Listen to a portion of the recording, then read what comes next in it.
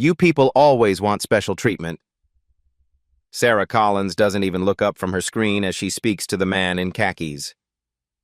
Excuse me? Pay the fee or move along. Some of us have real work to do. Ma'am, I simply asked if you could help me rearrange. Does this look like a charity? Either pay up or try the Greyhound station. The man's hands clench once. Relax. His voice stays calm. I understand. Other passengers freeze. A woman gasps quietly. Someone mutters, Jesus Christ, under their breath. Sarah finally glances up, sees him still standing there. Are we done here? Because I have paying customers waiting. We're done. The man steps aside, takes out his phone, make a quiet call. Sarah has no idea what just happened. She will. In 8 minutes, everything changes. Sometimes the smallest actions have the largest consequences. 25 minutes before the confrontation, Marcus Lawson's phone rings in his hotel room. Daddy, are you coming home today? 8-year-old Emma's voice makes him smile. Marcus adjusts his tie, then thinks better of it and loosens the knot completely. Tomorrow night, sweetheart. Right after your soccer practice. Will you bring us presents? Emma, what did Mommy say about asking for presents? That good behavior is the best present. Her voice drops to a guilty whisper. But maybe just a small one? Marcus chuckles, pulling off the tie entirely. Business casual today. Keep it simple. We'll see. Put Mommy on the phone. Linda's voice comes through clearly. How's the hotel?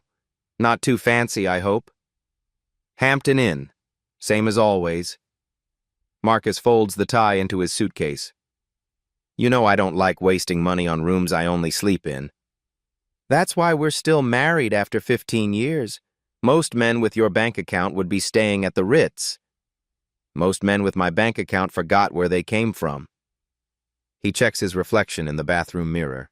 Navy polo, khakis, comfortable walking shoes. Perfect. Dad always said money doesn't make you better than anyone, just more responsible for doing better. He'd be proud of what you've built. Marcus pauses, thinking of his father's calloused hands, the way he treated every customer at the hardware store like family, rich or poor, black or white. Everyone got the same respect. Hope so. The Atlanta contract could put us over $500 million this year. And you're still flying commercials. First class is just extra legroom. The coach gets you there at the same time. I love you, Marcus Lawson. Love you more. The call ends. Marcus grabs his carry-on, checks the contents one more time. Laptop, presentation materials, 3 bottles of North Carolina bourbon for the Atlanta clients. That bourbon pushes the bag overweight, but it's worth it. Personal touches matter in business. The drive to Charlotte Douglas takes 30 minutes through early morning traffic. Marcus keeps NPR low, mind already shifting to the day ahead. Lawson Logistics started with 1 truck, and his father's belief that treating people right pays dividends. Now they run freight operations across 6 states. Success hasn't changed his approach. Still shakes hands with warehouse workers. Still remembers names of administrative assistants. Still flies the same airline he's used for 8 years because consistency matters. Terminal C buzzes with Monday morning energy. Marcus joins the flow of travelers, noting the efficient operations, the generally positive staff interactions. North American Airways runs a professional operation, usually. He approaches the counter with the same quiet confidence he brings to client meetings. No attitude, no demands, just straightforward business courtesy. The gate agent looks stressed. Busy morning shift, probably dealing with delays and difficult passengers since 6 a.m. Marcus recognizes the signs. He's managed customer service teams before. He waits patiently while she finishes with the previous customer. Professional courtesy. His father taught him that everyone deserves respect, regardless of their job title.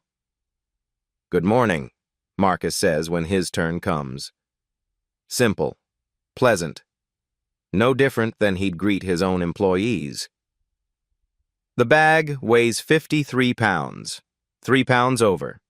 Standard overweight fee applies. Marcus knows the rules. Also knows that sometimes, with a little courtesy and explanation, airline staff can help find solutions. I was hoping you might help me rearrange some items. Client gifts pushed it slightly over.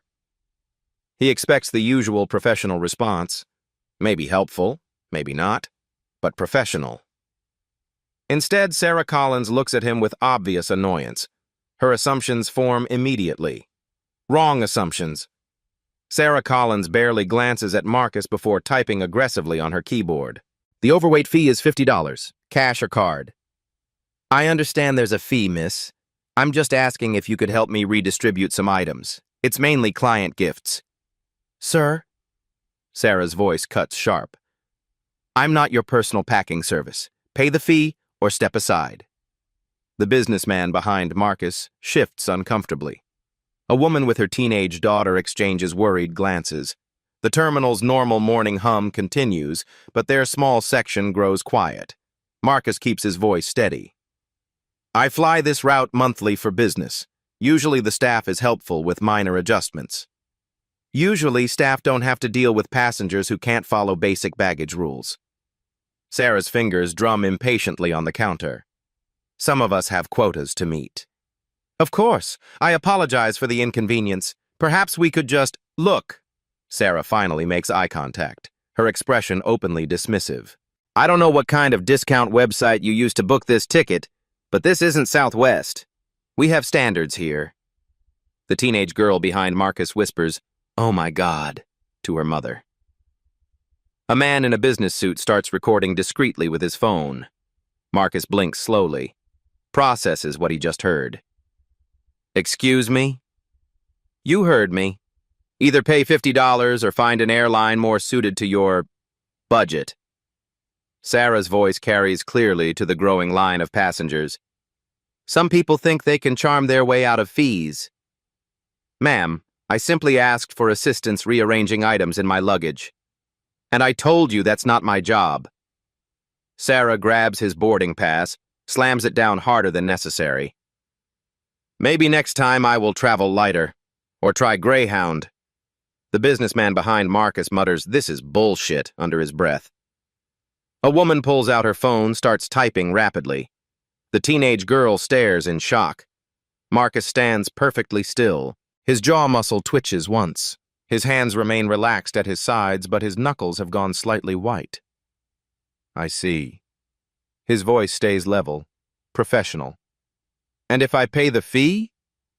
Then we process your bag and you go wait at your gate like everyone else. Sarah turns to her computer screen, dismissing him. Some people expect special treatment for no reason. Special treatment. Marcus repeats the phrase quietly, for asking about rearranging luggage. Exactly. Next, Sarah calls to the line behind Marcus, who hasn't moved.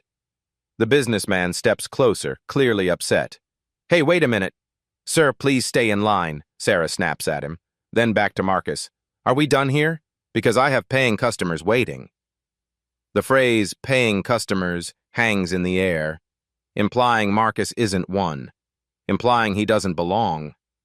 Marcus reaches into his wallet, pulls out a credit card. The Black American Express Centurion card catches the fluorescent light briefly before he sets it on the counter. Sarah grabs it without looking, runs it through the system. $50 charge, approved instantly. There. Was that so hard? She drops the card on the counter rather than handing it back. Your flight leaves from gate B47. Boarding starts at 8:10. Marcus picks up his card, slides it back into his wallet, takes his boarding pass. Thank you for your assistance.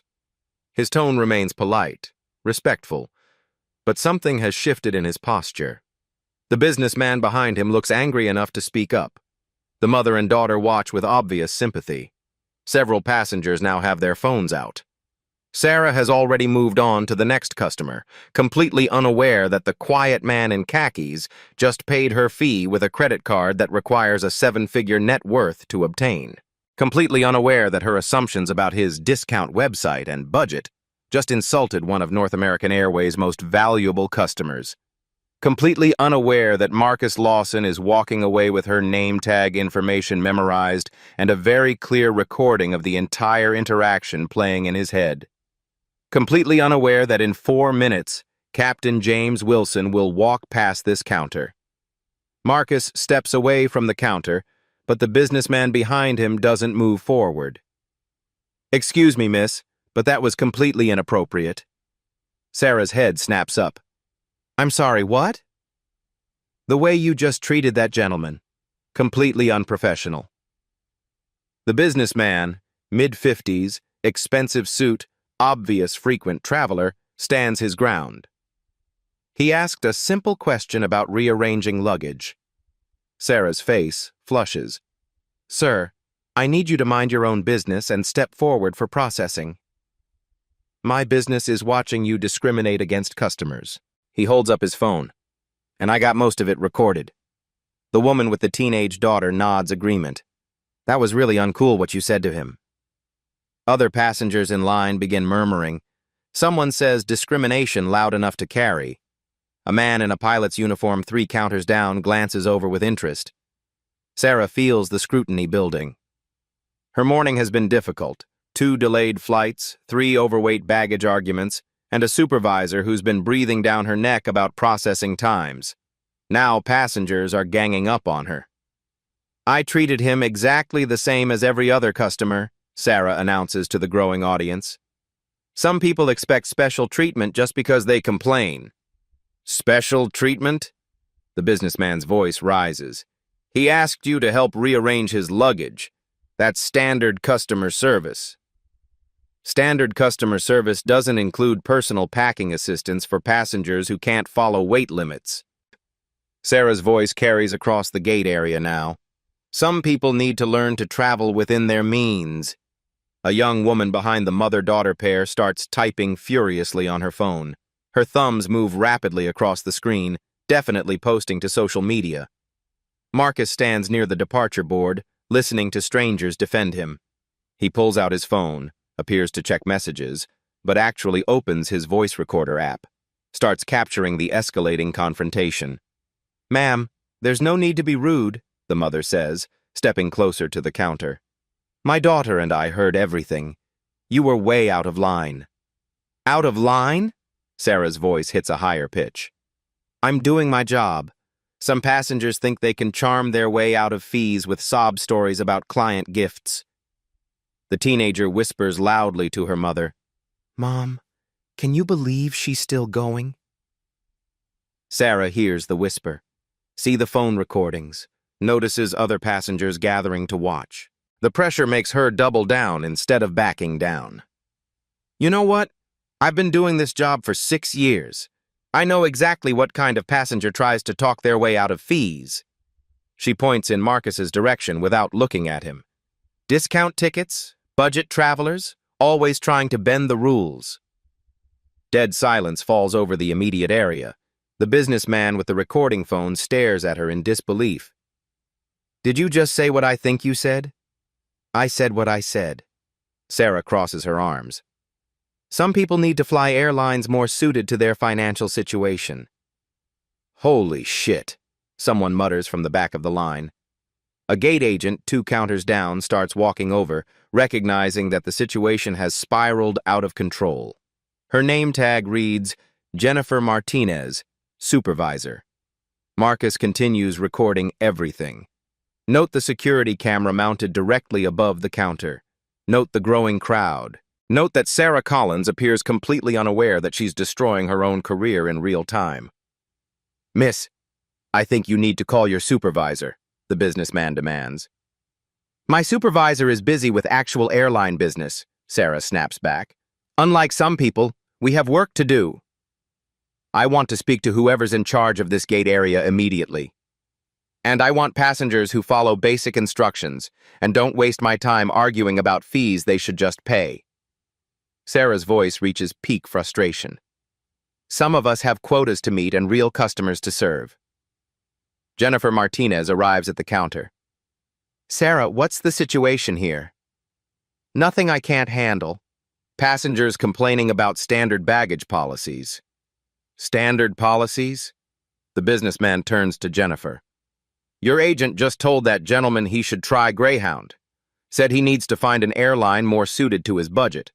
All because he asked for help rearranging overweight luggage. Jennifer's expression changes immediately. Professional alarm. Is that accurate? Multiple passengers start talking at once. She was completely rude. Totally discriminatory. I got it all on video. Really inappropriate comments. Sarah realizes the situation has escaped her control. These passengers are exaggerating. I was just explaining our policies. Ma'am, the teenage girl speaks up for the first time. You literally told him to try Greyhound. My mom and I heard everything. Jennifer looks around the semicircle of upset passengers, then at the phone's recording, then at the security camera overhead that captured everything. Her face goes pale. Sarah, please step away from the counter. What? Jennifer, I was just... Step away from the counter. Now. Sarah finally understands that something has gone very wrong. The crowd of passengers, the recordings, the supervisor's tone, the way other airline employees have stopped working to watch. She looks around frantically, trying to gauge how badly she's miscalculated. Her eyes find Marcus near the departure board, watching quietly with his phone in his hand. For the first time, she really looks at him, notices his calm composure, his expensive watch, the way he carries himself. A terrible realization begins forming in her mind. That's when Captain James Wilson rounds the corner. Captain James Wilson strides toward Gate 23, pulling his regulation black flight bag. 20 years flying for North American Airways, thousands of passengers, but he recognizes the figure by the departure board immediately. Mr. Lawson! Wilson's voice carries across the gate area with unmistakable respect. Military bearing, crisp uniform, the kind of pilot passengers trust instinctively. Marcus looks up from his phone. A genuine smile crosses his face. Captain Wilson, good to see you again. Wilson approaches with both hands extended for a firm handshake. Sir, what brings you to Charlotte? Business in Atlanta? Client meeting at 10:30, hoping to wrap up a major logistics contract. Every passenger near the counter freezes. The businessman with the recording phone stares. The mother and daughter exchange shocked glances. Jennifer Martinez, still managing the Sarah situation, turns to watch. Sarah Collins stands perfectly still behind the counter. Color drains from her face as she processes what she's witnessing. Logistics contract? Wilson grins. Still expanding operations? 6 states now. Just opened our Memphis facility last month. Marcus's voice carries easily across the suddenly quiet area. 412 employees as of last Friday. Outstanding, sir. Absolutely outstanding. Wilson glances around, notices the crowd of passengers watching their conversation. Is everything all right here? You look... Just a minor misunderstanding about luggage weight. Marcus keeps his tone light, professional. Nothing that couldn't be resolved. Wilson's pilot-trained eyes take in the scene immediately. Upset passengers, phones recording, supervisor dealing with gate agent problems. His expression hardens as he pieces together what happened. Minor misunderstanding? Wilson's voice drops to a more serious register. About luggage? The businessman steps forward. Captain, your gate agent was completely inappropriate to this gentleman. Told him to try Greyhound. Said he should find an airline more suited to his budget. Wilson's face transforms. Professional courtesy becomes barely controlled anger. She said what? Sarah finally finds her voice, weak, shaky.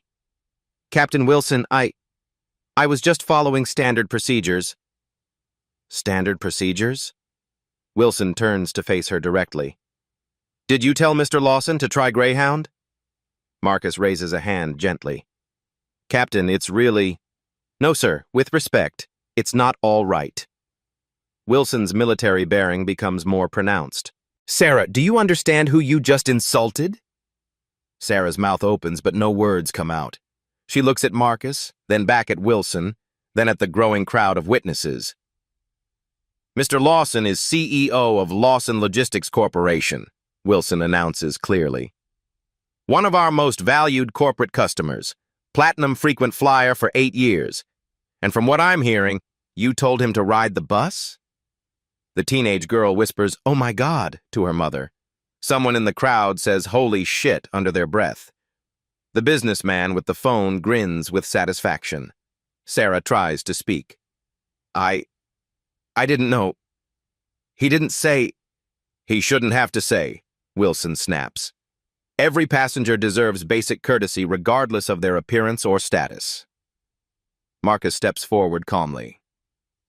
Captain Wilson, I appreciate your concern, but, sir, is there anything I can do to make this right? Any assistance you need? Wilson's tone returns to respectful professionalism when addressing Marcus. Thank you, but the fee has been paid. The situation is resolved. The fee? Wilson's anger returns. You charged him an overweight fee? Marcus pulls his boarding pass from his pocket. Gate B47, boarding at 8:10. I should probably head over. Wilson studies Marcus's face, recognizes the controlled dignity of a man who's been wronged but won't make a scene. Sir, I hope this incident doesn't affect your opinion of North American Airways. I'm sure it was just a misunderstanding, but Marcus's tone suggests it was much more than that. Sarah realizes her career might have just ended. Within 2 hours, Terminal C Security Office becomes the center of an investigation that will reshape corporate policy across the airline industry. Jennifer Martinez sits across from Security Chief David Thompson, watching terminal camera footage on his monitor. The timestamp reads 07:22 a.m., crystal clear audio and video. Run it again from the beginning, Jennifer requests. Thompson rewinds to Marcus approaching the counter. They watch Sarah's dismissive body language, listen to her tone deteriorate from professional indifference to open hostility. You people always want special treatment. Does this look like a charity? Either pay up or try the Greyhound station. Maybe next time I will travel lighter. Or try Greyhound. Jennifer winces at each replay. How many passengers witnessed this? 15 to 20 in the immediate area. At least 6 got phone recordings. Thompson pulls up incident reports on his second monitor. The businessman who confronted her immediately filed a complaint. Posted the video on Twitter 2 hours ago. Jennifer's phone buzzes with notifications. Corporate headquarters calling. Ms. Martinez, this is Regional Director Tom Anderson. We need to discuss the Charlotte incident immediately. Sir, I'm reviewing the security footage now. The footage is the least of our problems. Do you understand who Sarah Collins insulted this morning? Jennifer checks her notes. Marcus Lawson, passenger on Flight 1456 to Atlanta. Marcus Lawson, CEO of Lawson Logistics Corporation, $12 million in annual freight bookings with North American Airways, our third largest corporate account. The phone goes silent except for Jennifer's sharp intake of breath.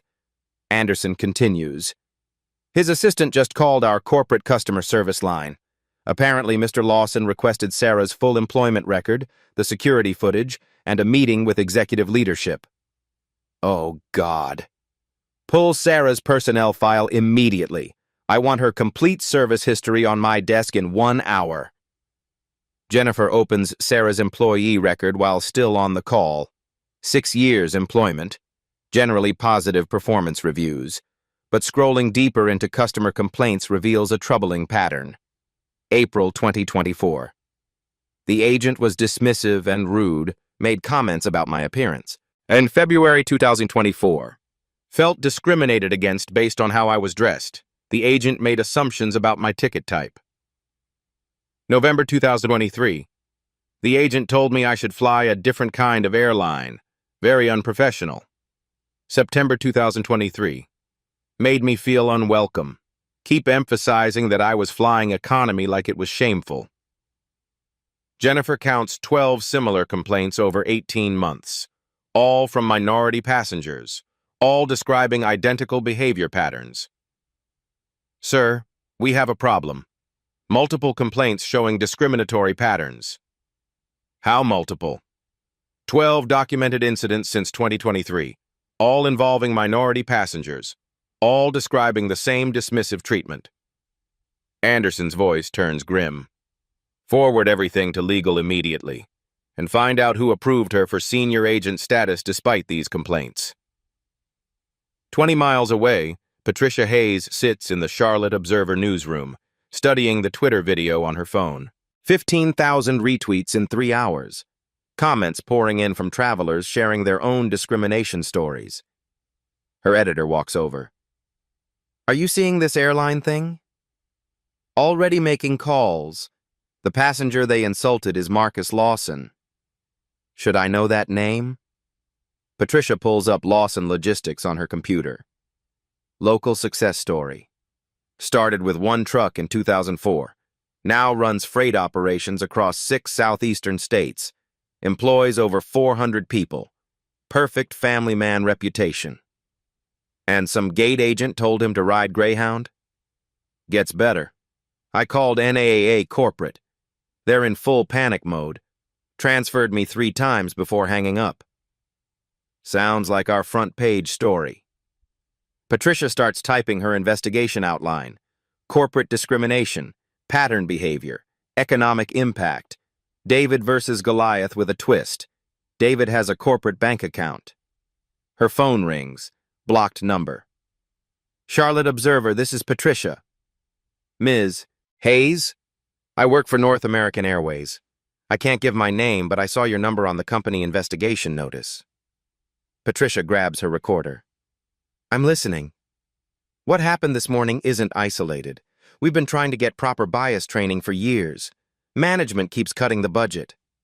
Can you prove that? I have emails, budget proposals, training requests that got denied.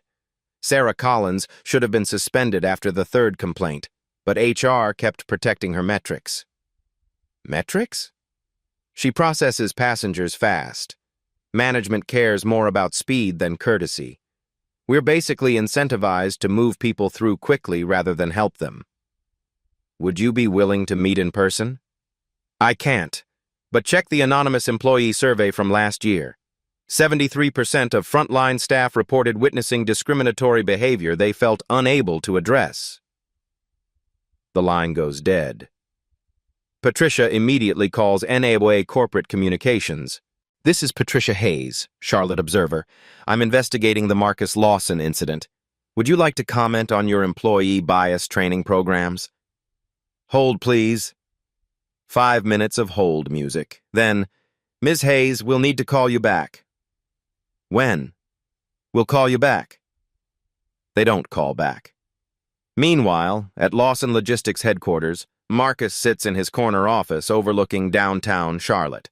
His assistant, Rebecca, brings coffee and a stack of documents.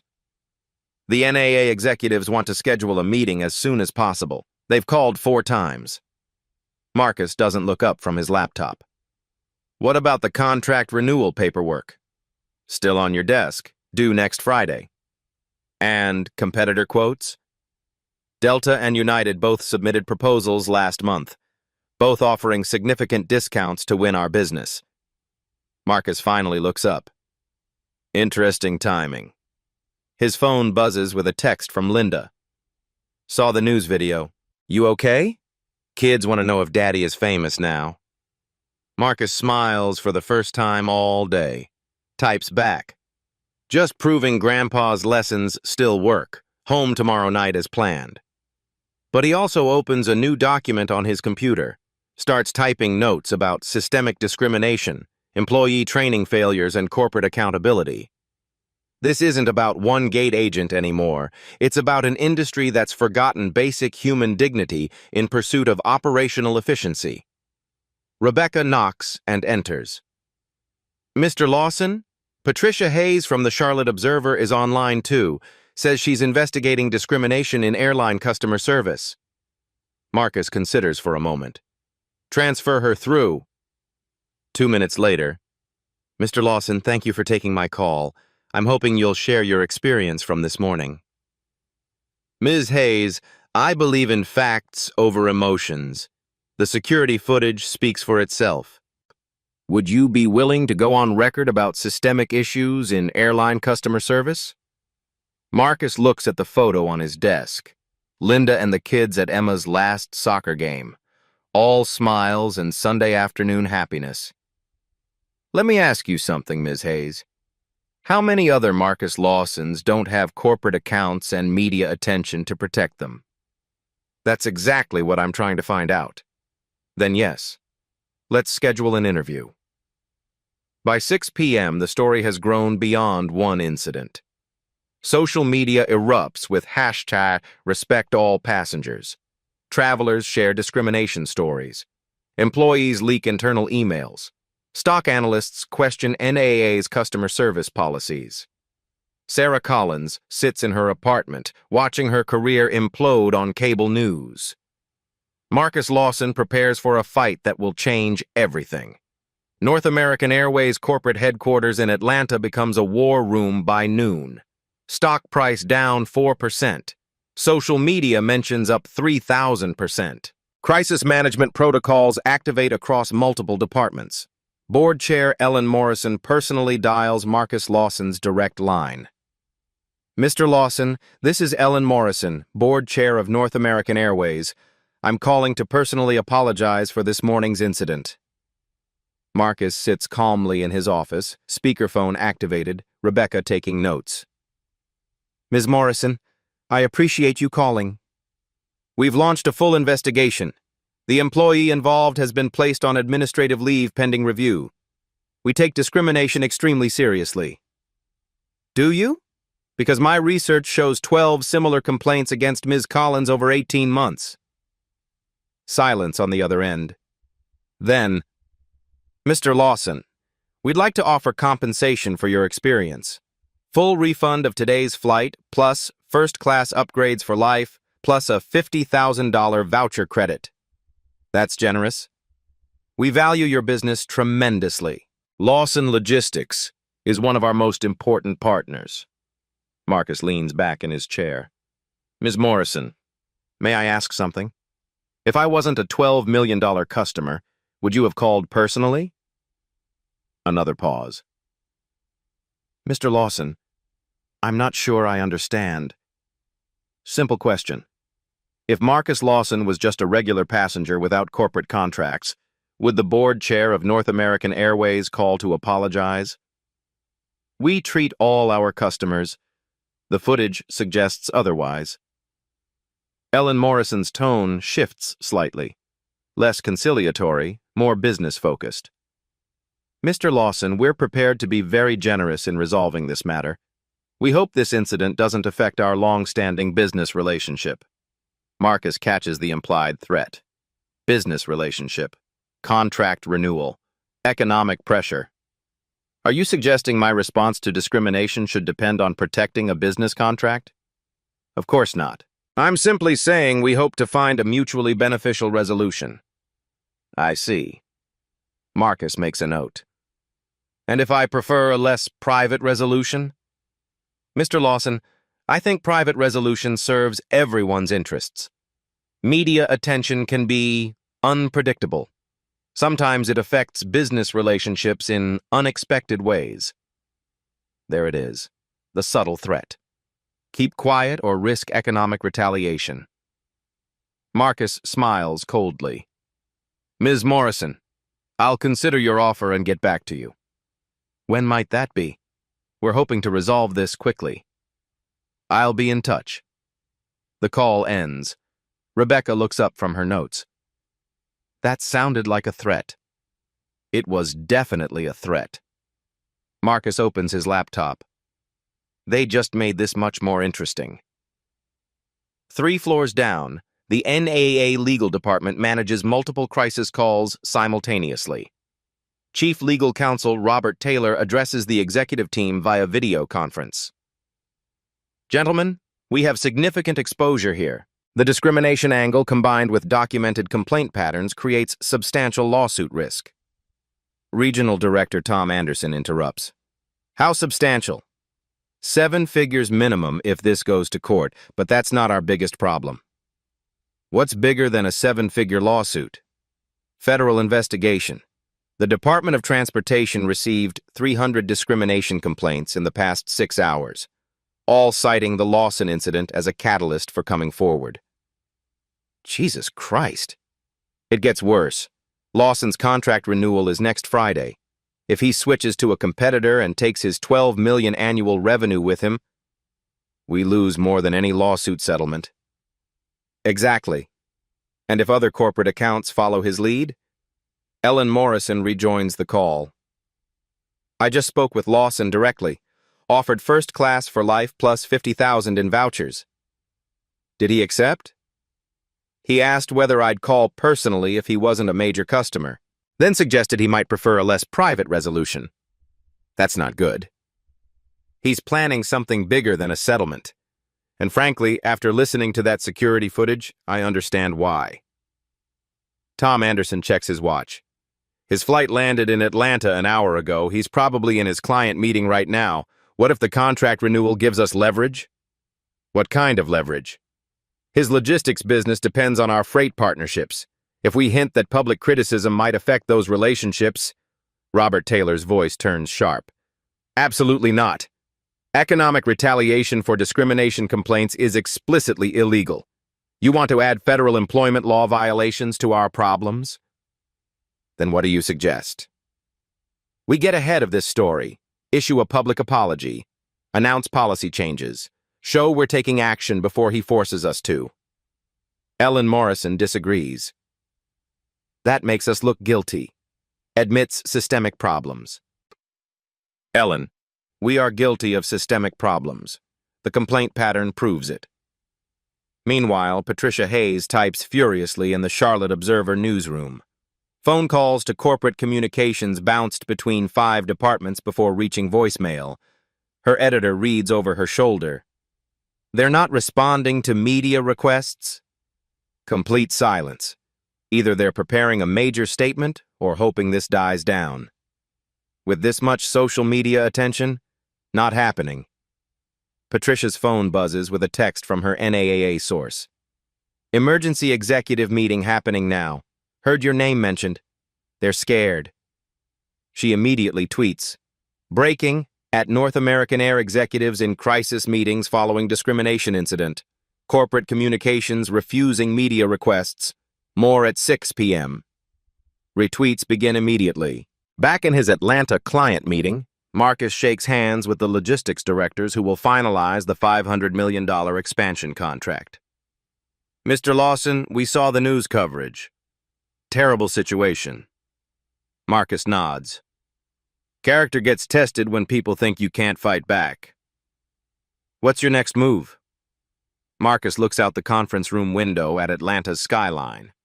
Thinks about his father's hardware store. Think about every customer who doesn't have corporate contracts protecting them. Sometimes you have to choose between what's profitable and what's right.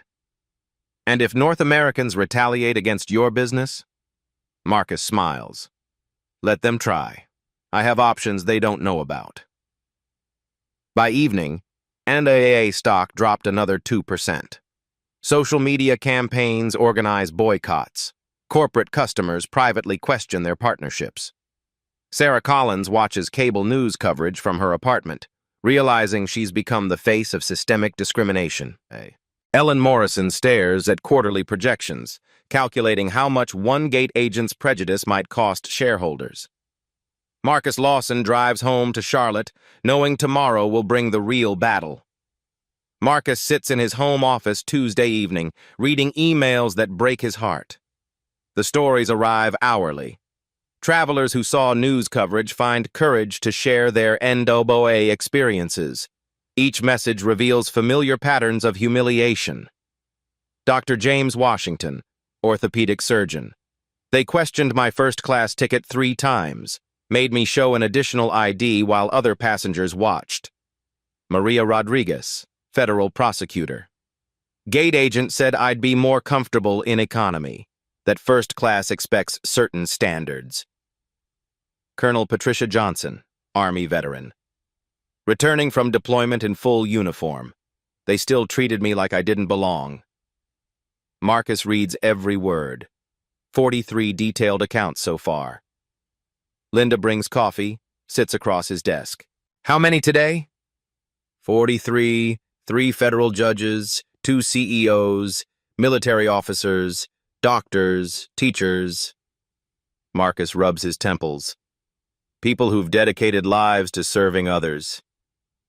Same treatment every time? Assumptions based on appearance, condescending attitudes, public humiliation. Marcus clicks another email. High school principal from Charleston made her change seats 3 times because passengers complained. Linda reads over his shoulder. Horrible. Worst part? Most never reported it.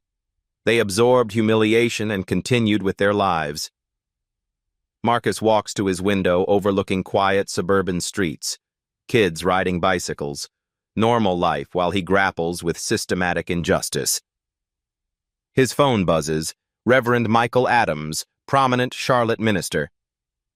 Mr. Lawson, thank you for your courage. Our congregation includes professional travelers who experienced similar treatment. They remained silent, fearing retaliation. Your visibility gives voice to their experiences. Marcus forwards it to Patricia Hayes.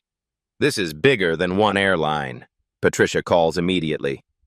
I've received similar testimonies all day. This story is becoming a movement. Patricia, I never wanted to be the face of this fight. But you are. People are counting on you. That's the crushing weight Marcus feels. Not just his experience, but representing everyone who suffered silently. Everyone without corporate contracts protecting them. Everyone who absorbed discrimination as the cost of traveling while black. Rebecca enters with more printed emails. The stack grows higher. Mr. Lawson? Ellen Morrison called again. 5th time today. Offering to fly here personally. Marcus doesn't look up. What resolution addresses 40 years of systematic discrimination? She mentioned policy changes, company-wide training programs. Training programs? Marcus picks up Dr. Washington's email. How do you train people to see others as human? Linda touches his shoulder. Maybe you can't change everyone, but you can change enabling systems. Marcus examines the growing pile. Successful people are reduced to humiliation by gate agents making assumptions. Professionals who achieve the American dream only to be reminded they weren't welcome. The problem runs deeper than North American Airways, which makes this matter more than personal experience. Marcus nods. These people trusted me with their stories. They deserve more than settlement checks and corporate apologies. What are you thinking? Dad's hardware store. He never needed bias training seminars, never required policies about treating customers respectfully. He just did it. Your father didn't work for corporations with quarterly profit pressure. Marcus returns to the emails. Teacher humiliated during school trip. The veteran was denied luggage assistance despite physical disabilities. Maybe that's the real problem. We've built systems rewarding speed over humanity, metrics over dignity. The phone rings. Charlotte City Council member Ray Johnson. Mr. Lawson, I've followed your story. Our office received dozens of constituent calls sharing similar experiences. We're considering hearings on airport customer service discrimination. Marcus feels weight shifting. Not just personal stories anymore. Political attention. Potential systematic change. What would that involve? Public testimony, media coverage, forcing airlines to answer questions under oath about training and policies. When? Soon. Public accountability drives corporate behavior better than private negotiations. After hanging up, Marcus stares at testimonies. 43 stories of denied dignity. 43 people deserve justice beyond personal settlements. Tomorrow changes everything. Wednesday morning, Marcus makes an announcement that shocks everyone. Standing in his conference room facing local media, he speaks with quiet conviction. I will not pursue a lawsuit against North American Airways. Patricia Hayes nearly drops her recorder.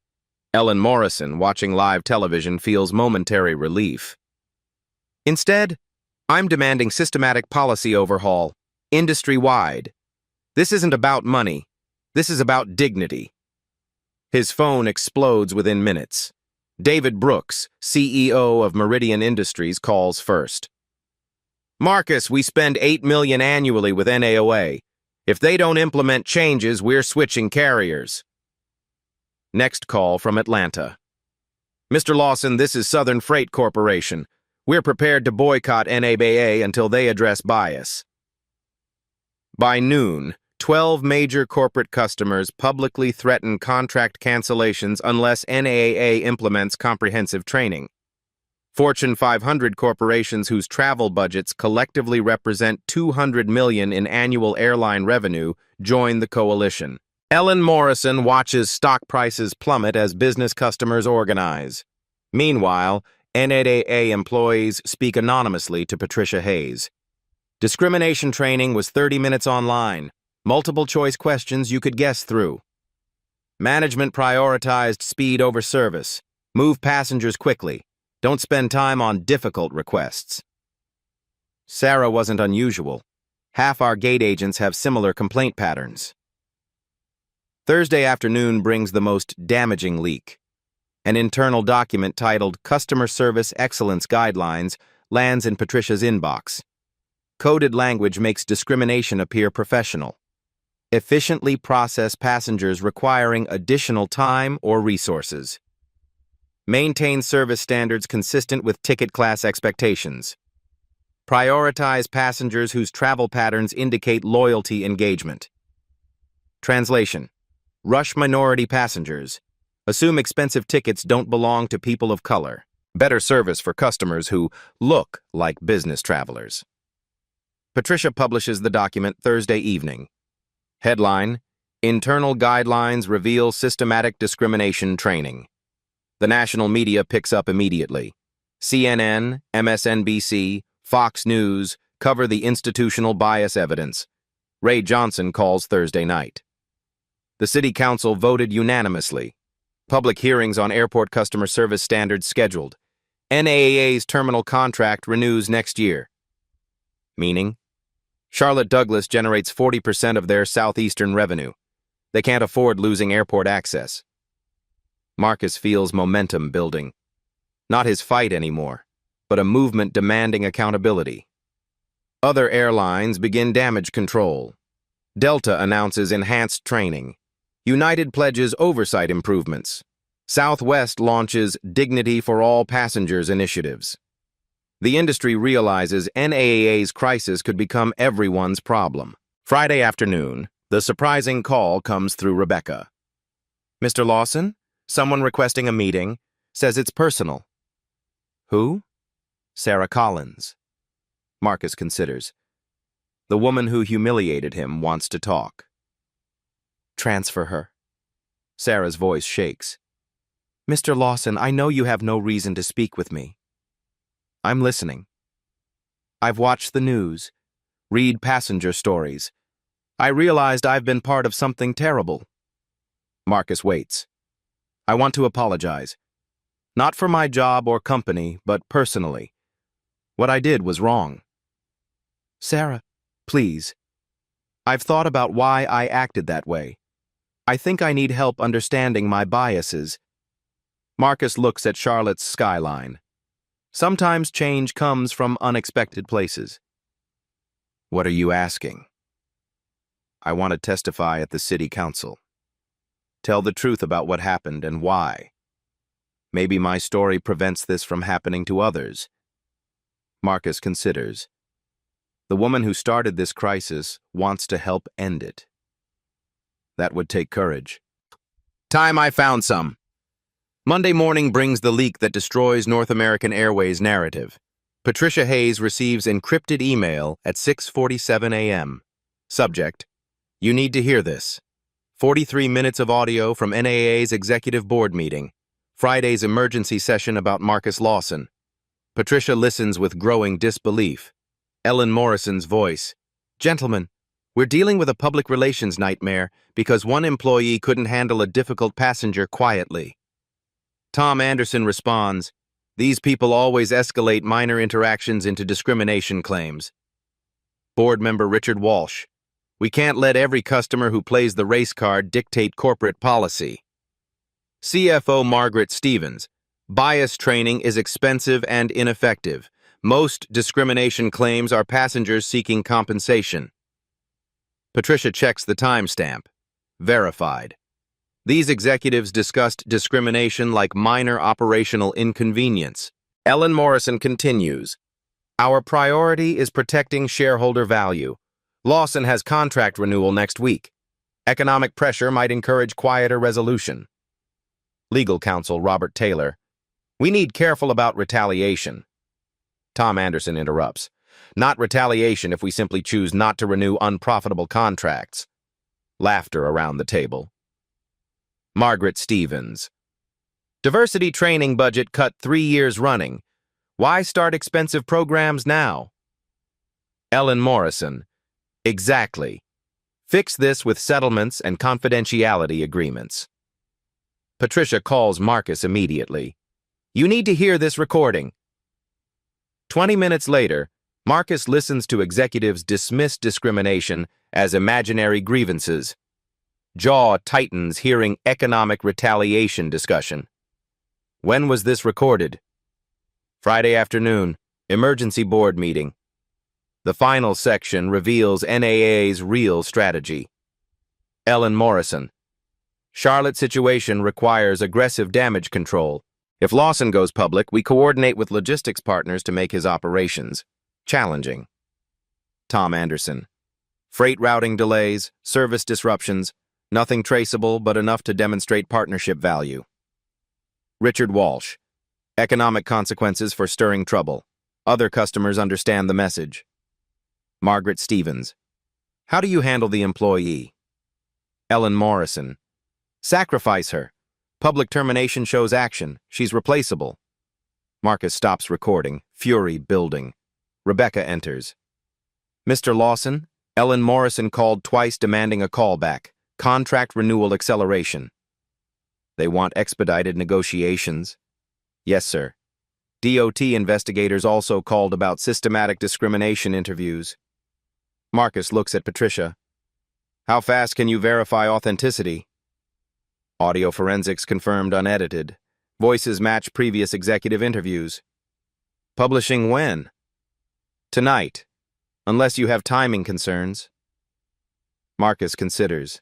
NAA planned economic warfare.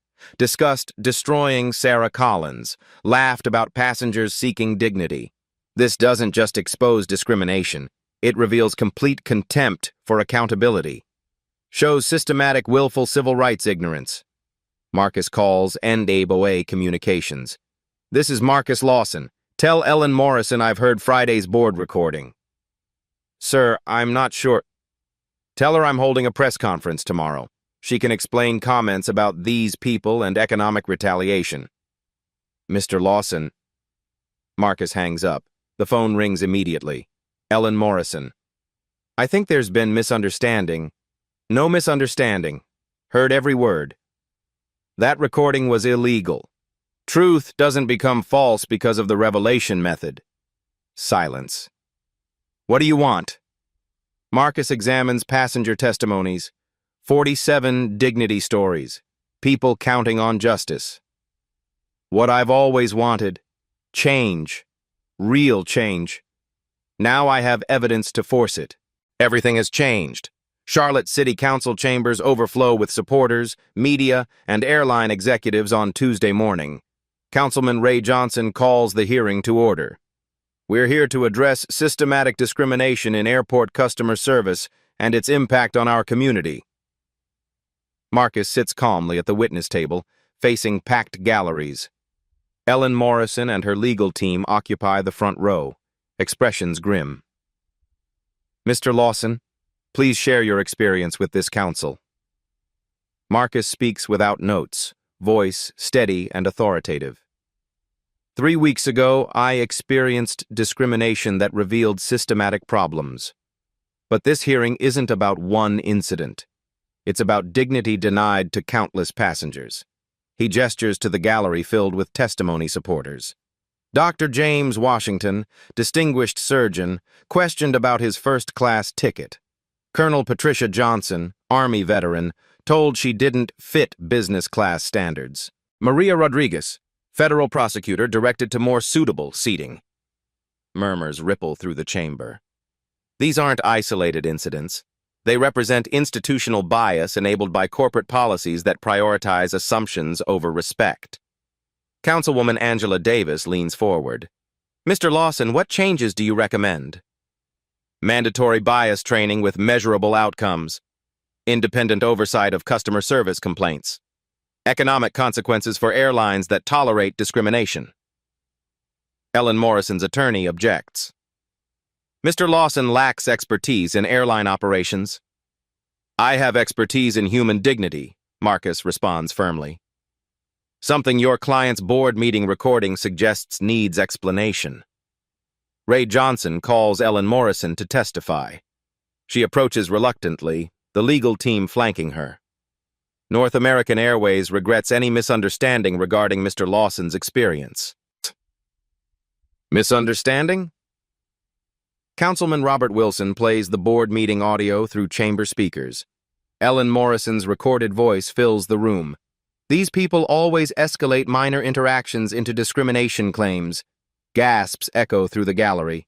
A woman shouts, "Shame!" before being quieted. Ms. Morrison, do you stand by these comments? That recording was taken without consent. Do you stand by these comments? Ellen Morrison's composure cracks. The context was, those comments don't reflect company values. They reflect executive thinking about discrimination complaints. Sarah Collins approaches the witness stand next, hands trembling slightly.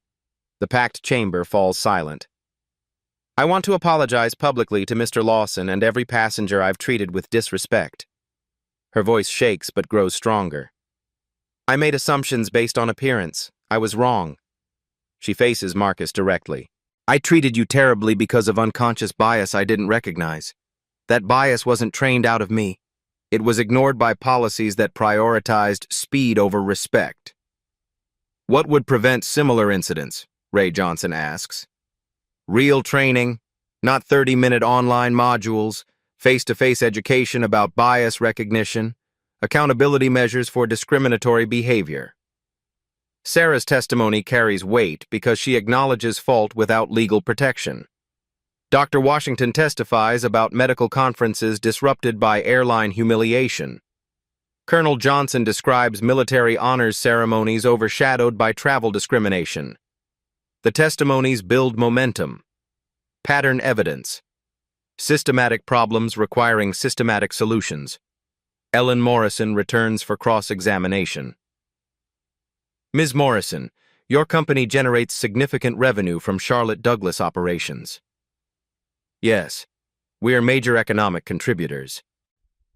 Would losing terminal access affect those contributions? Substantially.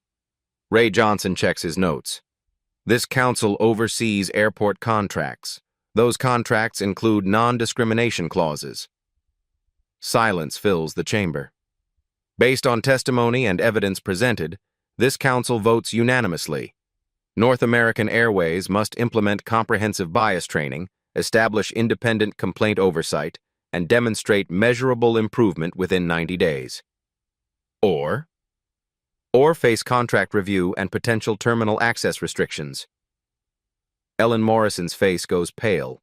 Losing Charlotte operations would devastate NABA's southeastern markets. Marcus feels vindication but also responsibility. Change demanded continued vigilance. 3 months later, the transformation would exceed everyone's expectations. 3 months later, the transformation is remarkable. North American Airways implements the most comprehensive bias training program in airline history. Real facilitators, interactive workshops, measurable behavioral changes. Sarah Collins becomes their lead diversity trainer. Marcus renews his contract with strengthened anti-discrimination clauses. His business thrives. More importantly, passenger complaints drop 78% system-wide. Other airlines adopt similar programs proactively. Delta's Respect for All initiative. United's bias recognition training. Southwest's Dignity First customer service protocols. The Department of Transportation issues new federal guidelines for airline customer service standards. The Lawson Protocol became an industry shorthand for treating every passenger with equal respect. Sarah and Marcus meet privately at Charlotte's airport 6 months after the incident. She's training gate agents in unconscious bias recognition. He's catching a flight to expand Lawson Logistics into 2 more states. Mr. Lawson, I want you to know this experience changed my life. It changed mine too, Sarah. Sometimes growth comes from uncomfortable places. I still think about that morning. I wonder how many passengers I hurt before I learn better. Marcus pauses near the same counter where everything started. The past teaches. The future depends on what we do with those lessons. Today, gate agents receive 40 hours of bias training annually. Independent oversight monitors complaints. Economic consequences follow discrimination patterns. Marcus's father would be proud. Treating people right really is good business. Sometimes the most expensive mistake costs nothing to prevent. Sometimes dignity delayed becomes justice demanded. Sometimes ordinary people create extraordinary change. What discrimination have you witnessed that could be prevented with courage? Share your story in the comments, because silence enables systems that dignity dismantles. Hit subscribe for more stories proving that respect costs nothing but pays dividends forever. Remember, everyone deserves basic human dignity, regardless of their appearance, background, or bank account. The story you heard today wasn't cleaned up. It was told exactly as it happened. At Black Voices Uncut, we believe that's the only way truth can live. If you felt something, hit like, comment, and your reaction, and subscribe. Every week, we bring you voices that refuse to be silenced.